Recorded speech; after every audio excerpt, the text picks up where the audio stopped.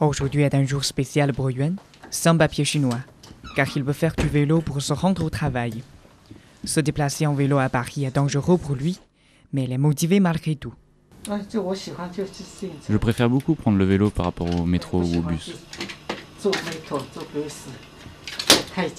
J'y suis trop à l'étroit, alors que je me sens plus libre à vélo.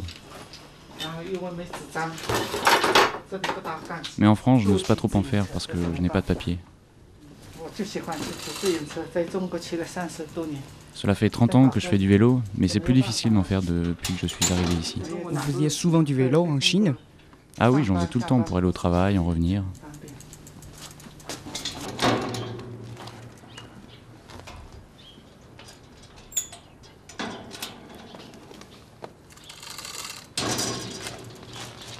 Vers 7h30 du matin, Yuan quitte sa petite chambre en banlieue sud de Paris. Aujourd'hui, il part faire un petit boulot dans un temple bouddhiste chinois dans le 13e arrondissement. L'avantage de ce travail, proche de chez lui, pratique et sûr.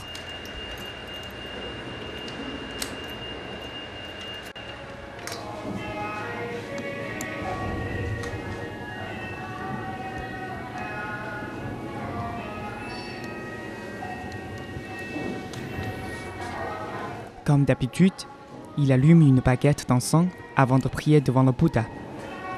Il pense que toucher le ventre de Bouddha apporte bonne fortune et paie l'esprit.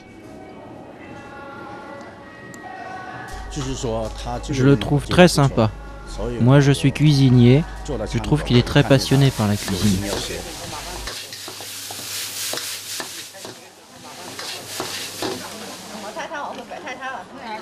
Tous les 15 jours, le temple offre un repas gratuit aux croyants. Il est ainsi très occupé en ce moment. Il doit préparer les repas pour une centaine de personnes. Ensuite, il devra aussi s'occuper de ménage dans tout le temple.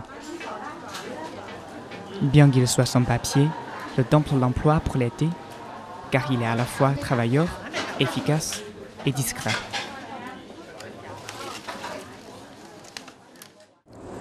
Il a gagné 50 € pour 6 heures de travail, le maximum qu'il peut espérer être payé en une journée. Ici, c'est pas comme en Chine. Chaque rue a une piste cyclable. Tout le monde a un vélo dans ma famille en Chine. C'est très utile pour se déplacer. Mais en France, cela pose problème, car je n'ai pas de papier.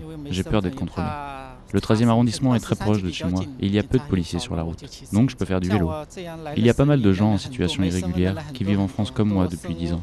Nous devons vivre cachés, nous n'osons pas nous montrer.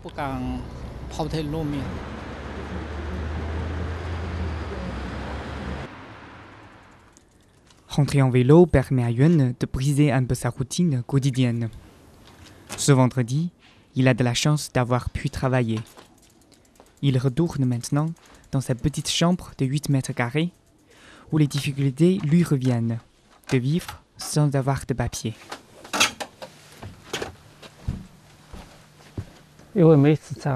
Parce que je suis sans papier, je n'arrive pas à trouver du travail qualifié. Je ne peux pas utiliser mes talents. Sans papier, je n'ai même pas le courage de faire du vélo. Il fait parfois du vélo dans son quartier pour s'évader et il y fait des découvertes inattendues. Ce sont celles qui sont tombées de noyer. Je les ai ramassées.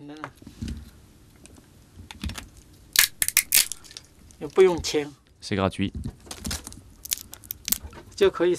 On peut les manger comme ça.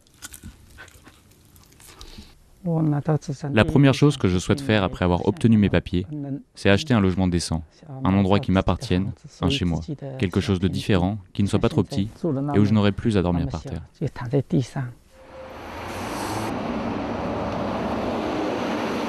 Yuan a un désir très simple, pouvoir faire du vélo en toute liberté comme n'importe quel autre citoyen.